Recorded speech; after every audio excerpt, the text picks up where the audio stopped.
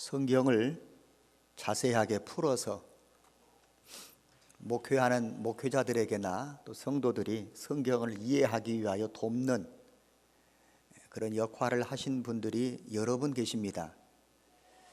우리나라에는 대표적으로 박윤선 박사님이랄지 또는 이상근 박사님이랄지 이런 분들은 성경을 자세하게 풀이를 해놓은 주석을 남기신 분들입니다. 그 중에 이상근 목사님은 요한의 서신을 평가할 때에 요한의 서신이 요한 1서, 요한 2서, 요한 3서 그리고 요한 계시록까지 있지만 이 세 개 요한 1, 2, 3서를 자세하게 이렇게 좀 우리에게 이해를 돕는 그런 글을 하나 남겨놓았습니다. 요한 1서는 이름만 편지 서신이지 요한 1서는 사도 요한의 논문과 같은 그런 학적인 부분이 많이 들어있는 성경이다.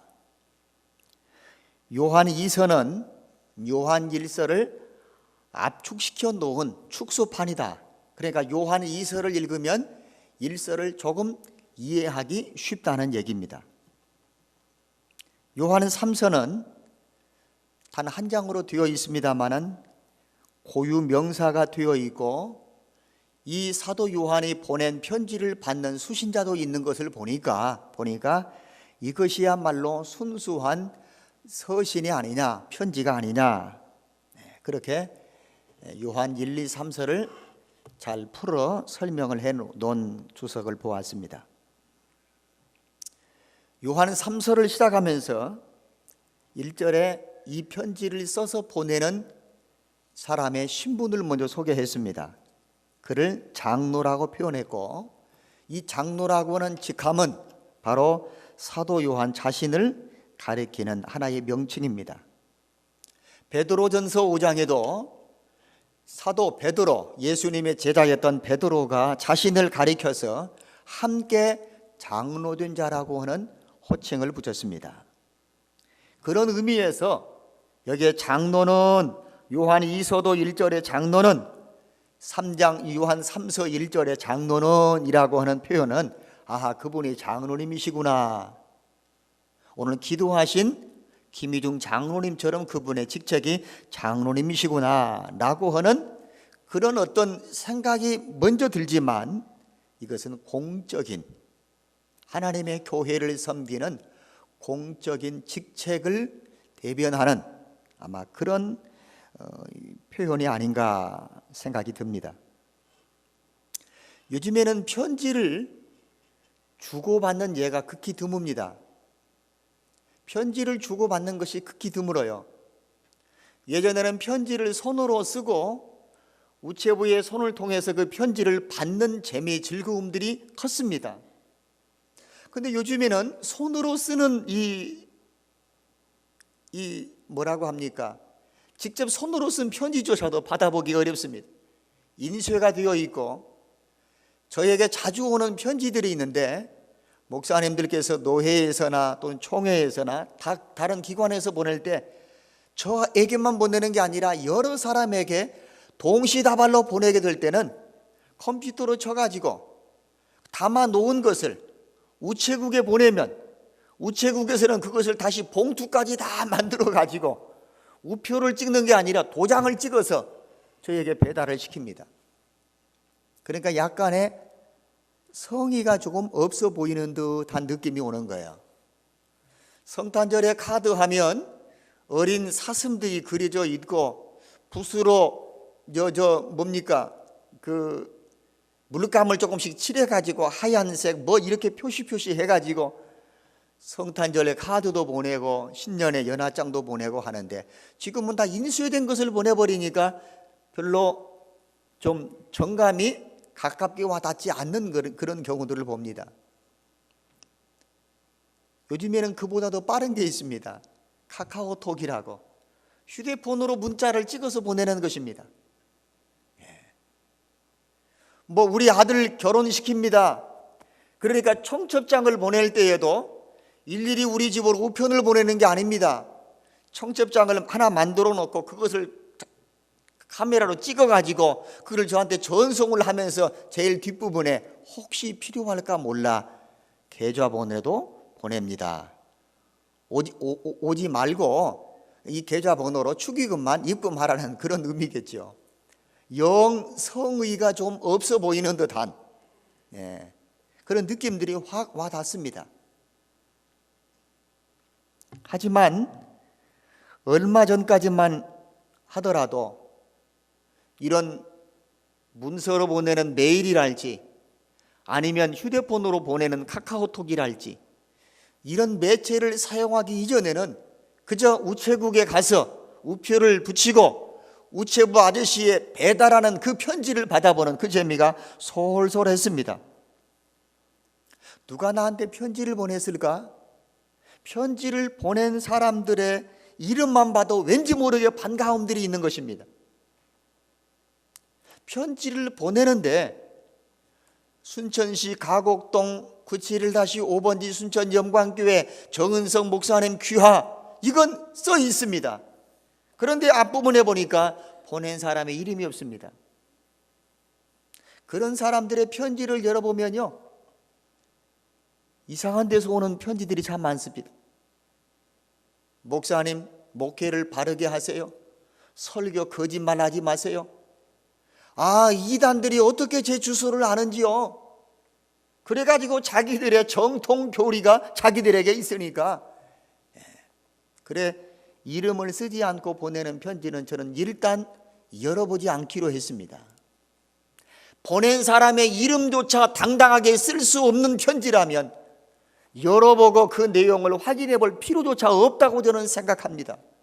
그래서 저는 그 편지를 찢어버립니다. 왜냐하면 지금까지 경험으로 놓고 볼 때에 자기 이름 석자를 쓰지 않고 편지를 보낸 사람들의 그 내용은 모두가 다 신천지였습니다. 읽어보면 볼수록 화가 나는 내용들이에요. 성경을 이상하게 풀었습니다. 자기들의 교주가 최고라고 합니다. 그래서 현재 교회 목사님들은 다 공갈쟁이, 거짓말쟁이, 성경을 잘못 풀어서 성도들을 미혹하는 악한 일이들이라고 매도하는 글들로 꽉 차 있습니다. 혹시 저에게 편지를 보낼 일이 있거든 여러분의 이름을 써주십시오. 그러면 그 편지를 보내신 분의 이름만 봐도 왠지 모르게 반갑고 어떤 소식이 들어있을까 궁금하기도 하고 가슴이 설레는 그런 느낌들이 예전에는 있었습니다.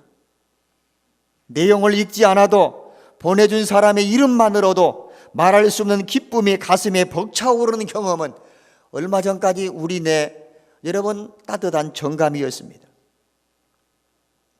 성경에 기록해 놓은 사도 요한 장로님의 이 편지가 오늘 가이오라고 하는 이 한 사람에게만 보낸 편지가 아니라 오늘 우리가 함께 성경을 읽고 말씀을 펴고 설교를 듣는 저와 여러분에게도 오늘 사도 요한 장로님이 보내주셨구나. 아하, 어떤 말씀이 있을까? 어떤 내용이 들어있을까? 이런 기대와 설렘을 가지고 말씀을 펴고 말씀을 경청한다면 오늘 사도 요한 장로님이 보내주신 이 편지를 통해서 우리가 다시 한번 은혜를 얻는 축복이 우리에게도 동일하게 전달될 줄로 믿습니다.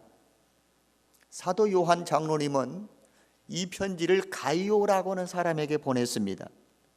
신약성경에 가이오라고 하는 이름은 4번이 소개가 됐습니다. 사도행전 19장에 보니까 마게도냐의 가이오라고 하는 사람이 있고 사도행전 20장에는 더베 사람 가이오가 나오고 이 두 사람은 예루살렘 교회의 가난한 성도들과 어려운 이 교회를 위하여 우리 교회에서 구제 헌금을 모아놓은 것을 기꺼운 마음으로 들고 그 교회에 전달하기 위하여서 함께 보냄을 받았던 사람들입니다. 고린도전서 1장에 보니까 사도 바울이 처음으로 세례를 준 고린도의 가이오라고 하는 분도 계시고 로마서 16장에 보니까 바울의 식주인이라는 말은 바울의 먹거리를 제공해 주는 바울의 뒷바라지를 위해서 애써주는 식주인 가이오라고 하는 사람이 또 소개가 됐습니다. 아마 이런 의미에서 놓고 본다면 아하, 가이오라고 하는 사람이 성경에, 신약 성경에 4사람이나 소개됐는데 그 중에 어떤 사람일까? 이 요한 3서에 가이오라고 하는 사람은 어떤 사람일까? 그 당대에 가이오라고 하는 이름은 우리나라의 김씨나 이씨처럼 가장 흔한 성이었답니다. 요한은 그 중에 한 가이오를 향해서 나의 참으로 사랑하는 자라고 언급하면서 편지를 써내려 갔습니다. 나의 참으로 사랑하는 가이오. 사랑한다는 말은 아무에게나 쓰는 말이 아닙니다. 사랑한다는 말은 무엇인가 그 마음속에 담고 있는 따뜻한 마음을 전하고 싶은 사람에게 사랑한다는 말을 붙이는 것입니다. 사도 요한 장로님의 마음이 따뜻하고, 그리고 가이오라고는 이 편지를 받는 사람에게 사도 요한 장로님의 그 따뜻한 마음을 왠지 모르게 전해주고 싶은 그 마음을 나의 참으로 사랑하는 가이오라고 표현을 했습니다. 이 편지의 내용은 전체가 격려입니다. 잘못을 지적하여 꾸중하고 책망하려고 하는 의도가 아니라, 나의 참으로 사랑하는 가이오라고는 말을 보면 사도 요한 장로님은 이 가이오라고는 편지를 받는 그분을 따뜻한 애정을 품고 격려하고 싶은 거요, 위로하고 싶은 거요, 잘한다고 칭찬의 박수를 보내고 싶은 것입니다. 그게 나의 참으로 사랑하는 자라고는 말 속에 담겨있는 사도 요한 장로님의 마음을 읽어볼 수 있는 것입니다.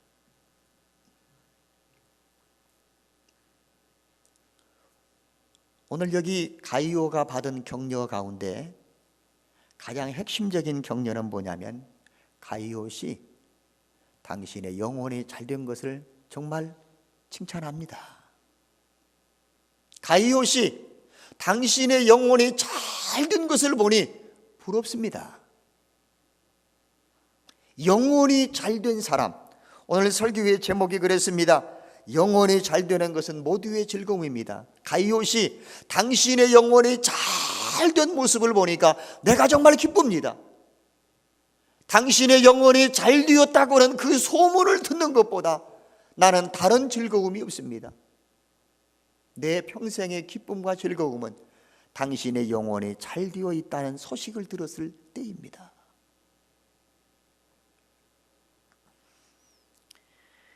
요즘에 우리는 가지고 있는 성경이 예전에 개역 성경입니다. 요즘은 개역 개정 성경을 보지만 우리 교회도 머지않아 이 개역 개정 성경으로 다시 바꿔야 되겠구나 싶은 마음이 들어요. 이 개역 개정 성경 말고 새번역 성경이 있습니다. 새번역 성경에는 이 본문의 문장을 이렇게 번역했습니다. 그대의 영혼이 복을 받은 것처럼 이라고 되어 있습니다. 영혼이 복받았다는 것입니다. 사도 요한 장로님은 자기 가족도 아닙니다. 자기 자녀도 아닙니다.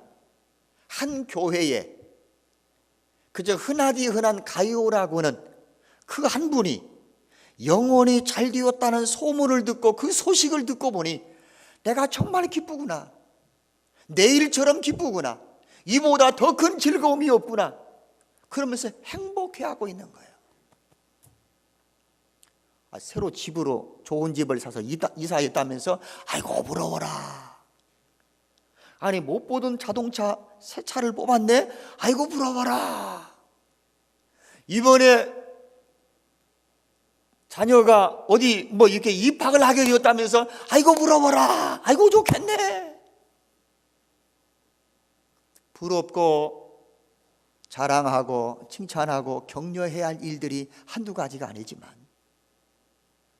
영혼이 잘 되었다는 소식, 영혼이 복받았다는 그 소문을 듣고 너무너무 기뻐하고 너무너무 즐거운 여러분 탄성을 지르고 있는 거예요. 오늘 그런 점에서 오늘 여기 사도 요한 장로님은 영적인 목회자요, 교회 안에 장로님, 교회 안에 영적인 지도자들이 성도 한 사람 한 사람들의 믿음이 그들의 영혼이 자라고 믿음이 자라고 하나님 앞에 영혼이 복받았다는 소식을 들었을 때 그것으로 인하여 기뻐하고 그것 때문에 보람을 느끼고 그것 때문에 행복해하는,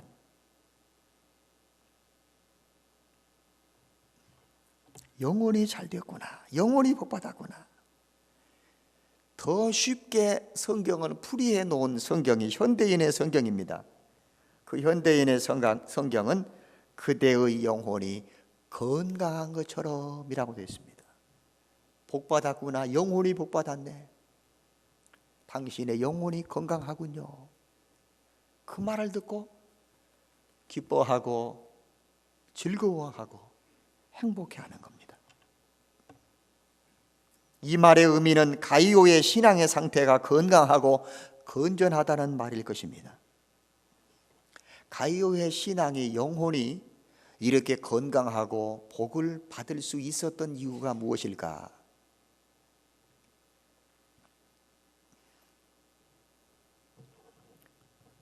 첫 번째, 그는 5절의 말씀 보니까 신실한 사람입니다.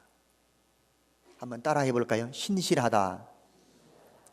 신실하다는 말은요, 하나님에게 사용될 때는 그 약속을 반드시 지키시는 분이라는 의미가 있습니다.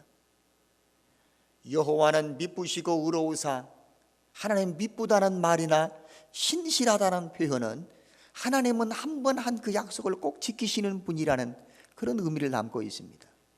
그런데 이 신실하다는 말을 사람에게 쓸 때는 이렇게 표현을 합니다. 어떤 일이든지 하기 싫은데 뒤에서 등 떠밀려서 어쩔 수 없이 하는 행동이 아니라 어떤 일을 해야 할 때가 되면 자원하여 행동하는 사람, 신실한 사람이에요.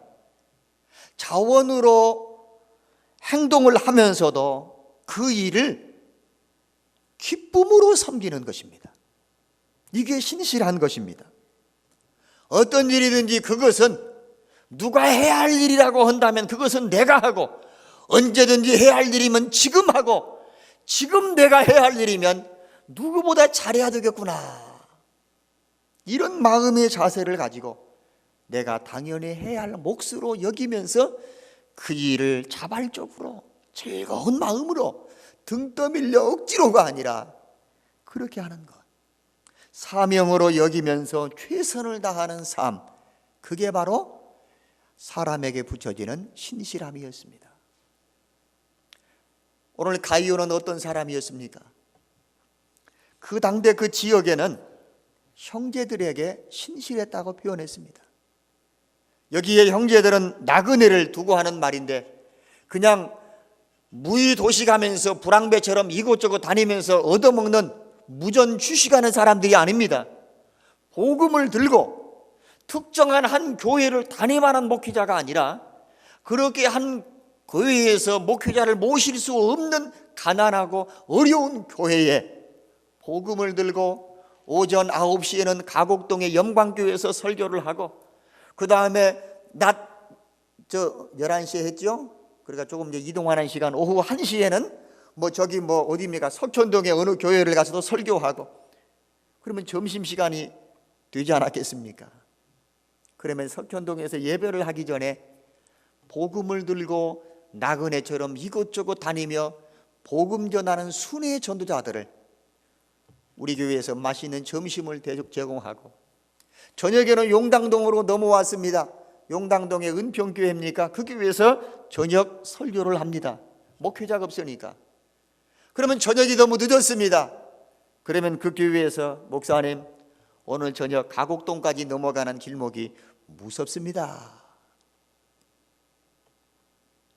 치즈빵 아빠 교통사고 난 것 아시죠? 위험합니다. 그러니 오늘은 용당동 우리 교회 게스트하우스에서 꼭 주무시고 가십시오.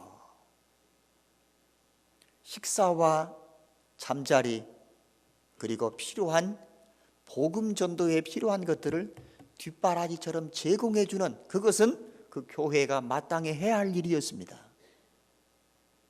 그런데 마땅히 해야 할 일이지만 우리 교회 교우들 가운데 어느 교우들은 이렇게 생각할 것입니다. 아, 교회의 책임은 장로님들이 지니까 장로님들이 알아서 하겠지. 장로님들 여러분들 계신 중에 선임 장로가 하는 거 아니요? 그리고 다른 장로들은 밀어버립니다. 선임 장로님은 또 이렇게 생각할 수 있습니다. 나는 오후에 직장에 근무해야 돼. 누구에게 말씀하지 않고 그냥 가시면 그 순회 복음 전도자는 그냥 횡하니 굽는 것입니다. 그런데 가이오라고는 이분은 누군가 해야 할 일이면 내가 하겠습니다. 내가 해야 할 일이면 언젠가 할 일이면 지금 하겠습니다. 내가 해야 되고 지금 해야 한다면 사명으로 알고 최선을 다해서 하겠습니다. 그게 신실한 가이오의 모습이었어요. 그러면 순회 복음을 들고 전파하던 사람들이 그 복음을 전하다가 다시 그 교회를 또 찾아옵니다. 그러면 꼭 한번 되뇌이는 인물이 있습니다. 지난번에 제가 여기를 다녀가는 동안 가이오라고는 그분의 도움으로 제가 편히 쉬어가고 목회사에게 큰 격려를 얻고 제가 힘을 얻었습니다. 가이오라고는 분 어디 계십니까? 고맙습니다. 그래서 가이오는 자기가 뭔 일을 해놓고도 잊어버리는 것입니다. 내가 당연히 해야 할 일을 했을 뿐이라고 생각하는 것입니다. 그렇기 때문에 그것으로 절대 선한 일을 해놓고 나팔을 불지 않습니다. 어느 누구도 몰랐습니다. 그런데 순회 전도자들이 와서 그의 고마운 감추어진 아름답고 신실한 선행의 덕을 자랑하니까 교우들이 알게 됐습니다. 믿음이 자라고 영혼이 건강하고 영혼이 복받은 사람은 무슨 일을 하든 신실한 모습으로 하는 것입니다. 하기 싫은데 어쩔 수 없이 뒤에서 등 떠밀어 밀어가지고 섰다고 생각하지 마십시다. 하나님께서 나를 모세처럼 부르셨고 부르시는 소명에는 반드시 그 일을 감당할 수 있는 사명을 부여하신 줄로 알고 우리가 무슨 일을 하든지 간에 주어진 그 일에 우리 모두가 다 신실할 수 있다면 가이오처럼 우리의 영혼도 복받을 수 있고 영혼이 잘되고 우리의 영혼이 건강하여 내 영혼이 잘되므로 누구에게? 사도 요한 장로님에게 기쁨을 주고 사도 요한 장로님이 즐거워하는 거예요. 주여 나의 영혼이 복받게 하옵소서. 주의 나의 영혼이 건강하게 하옵소서. 그래서 그의 영혼이 잘된 모습을 보면서 그의 영혼이 복받은 것을 보면서 신실함으로 복받고 자원함으로 복받고 충성함으로 복을 받는 것을 보면서 그를 지켜보고 바라보면서 기뻐하고 부러워하고 행복해하고 감사할 수 있는 이곳에 예배하는 우리 모든 성도 여러분의 영혼이 큰 복 받기를 축복합니다. 나 때문에 누군가에게 기쁨을 주고 내 영혼이 받은 복 때문에 다른 사람이 행복해 할 수 있도록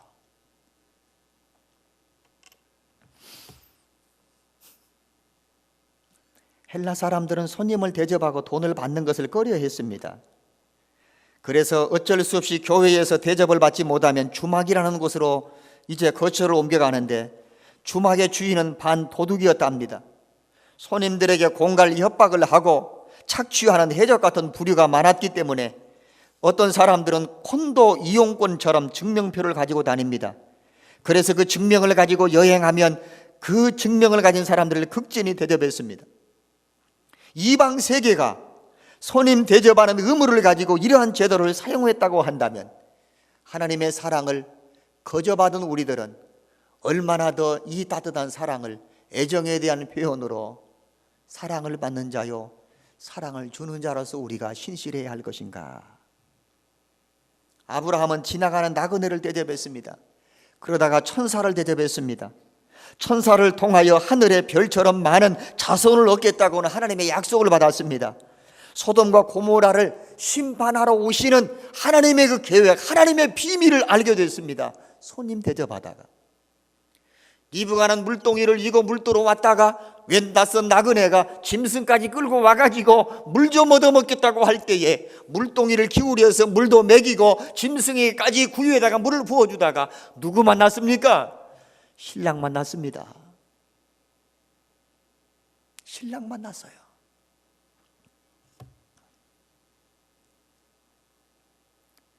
우리나라 민화에 흥분 이야기가 있습니다.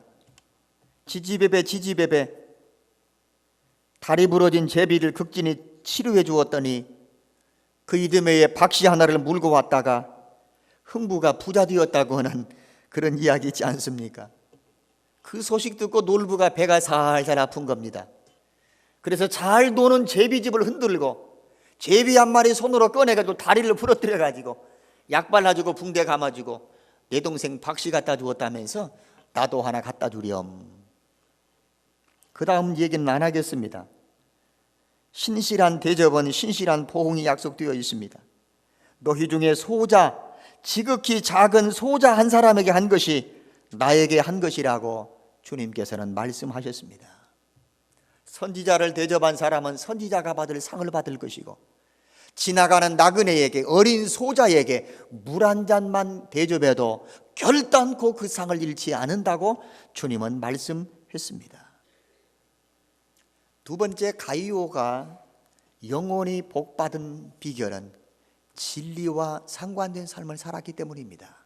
따라합시다. 진리와 연관이 있는가? 오늘 여러분, 사도 요한 장로님은 여기 3절에 그런 표현을 썼습니다. 형제들이 와서 순회 전자들이 와가지고 너에게 있는 진리를 증거하되, 너에게 있는 진리라고 했습니다. 진리는 예수님이요 진리는 하나님의 말씀입니다. 말씀이 진리요 예수님이 진리이십니다. 너에게 있는 진리라는 말은 예수님을 믿고 나의 주인으로 영접했다는 것입니다. 예수님이 내 안에 계신다는 것입니다. 그뿐입니까? 말씀이 진리입니다. 말씀의 가르침을 받은 것을 내 마음에 담고 있다는 것입니다. 진리를 갖고 있습니다. 내게 있는 진리. 예수를 믿는 사람이 말씀을 듣고 배운 것을 가지고 있지만 그것으로만 간직으로 끝나버리면 안 됩니다. 고여있는 물은 썩는 것처럼 내 속에 진리가 있는 것으로 만족하지 마십시오. 두 번째 3절의 말씀, 네가 진리 안에서 행한다고 소문을 냈습니다. 진리 안에서 행한다는 말은 이런 표현 아니겠습니까? 예수를 믿는 사람답게 산다는 것입니다. 사도행전 2장의 말씀처럼, 사도행전 2장에 여러분 예루살렘 교회처럼 저희가 사도들의 가르침을 받아 말씀의 가르침을 주었고 가르침을 받은 대로 가정생활 잘했고, 그 다음에 그들은 여러분 교회 생활도 성실했고 지역 주민들에게까지 칭찬을 자자하게 받았습니다. 가르침을 받아 배우면 뭐합니까? 성경을 알면 뭐합니까? 예수님을 내 마음속에 믿고 내 속에 진리로만 담고 있으면 뭐합니까? 진리 안에서 행하는 삶이 있어야 합니다. 야고보 사도는 우리에게 이렇게 따끔한 충고를 주었습니다. 믿음이 있다고? 믿음이 있다는 증명을 해보여봐. 행함으로 보이지 않으면, 믿는 사람다운 행함이 없으면 그 믿음은 가짜야. 그 믿음은 죽은 것이야. 의미가 없어. 내 안에 있는 진리로 만족하지 마시고, 우리는 처음 예수를 믿고 진리를 내 안에 모십니다. 예수를 나의 주님으로 영접합니다. 그리고 하나님의 말씀을 내 안에 가르침을 받습니다. 이제는 진리의 가르침과 주님의 말씀대로 내가 실천하여 행하는 삶을 가이오가 사는 것입니다.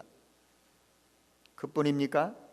마지막 8절에 보니까 진리를 위하여 함께 수고하는 자가 가이오입니다.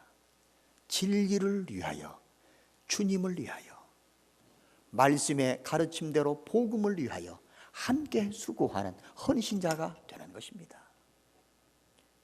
단계적입니다. 1단계는 예수님을 믿고 진리가 내 안에 있어야 합니다. 말씀을 듣고 배워 가르침을 받아야 합니다. 2단계는 그 진리 안에서 행하는 삶이 있어야 됩니다. 예수 믿는 사람다운 냄새가 나는 것입니다. 우리는 믿는 사람이나 믿지 않는 사람에게나 누구에게나 그리스도의 향기를 바라는 사람이어야 됩니다. 나는 예수 믿는 사람, 등 뒤에 나는 목사 붙이고 다니지 않아도 저 사람은 예수 믿는 사람 같구나.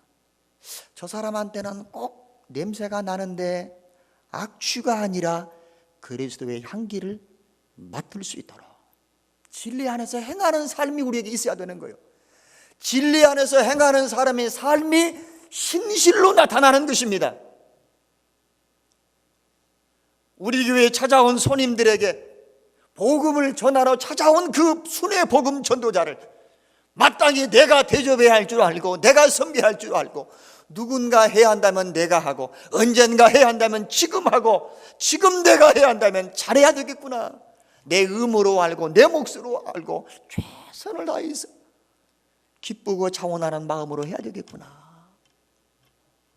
서로 원망 없이 대접하고 이런 진리 안에서 행하는 삶을 통해서 냄새를 맡고 냄새를 풍기는 것입니다. 그것이 그의 영혼을 잘되게 하고 영혼을 복되게 하는 것입니다. 내 영혼이 잘되면 모두의 즐거움이요 모두의 기쁨이 될 줄로 믿습니다. 할렐루야. 나의 영혼이 잘됨으로 교회의 기쁨이 되고 하나님께 영광이 되고 나를 아는 모든 사람들에게 기쁨과 즐거움과 행복한 웃음을 남길 수 있는 좋은 집으로 이사하는 것도 부러운 일이에요. 좋은 자동차를 새로 구입해서 여러분 타고 다니는 것도 우리 자녀들이 이제 상급학교에 진학을 하고 높은 점수를 얻어서 여러분 열심히 공부할 수 있는 자랑스러운 일입니다. 영혼이 잘됨으로 더 큰 자랑이 되었으면 좋겠습니다. 내 영혼이 받은 복 때문에 모두에게 행복한 웃음을 주었으면 좋겠어요.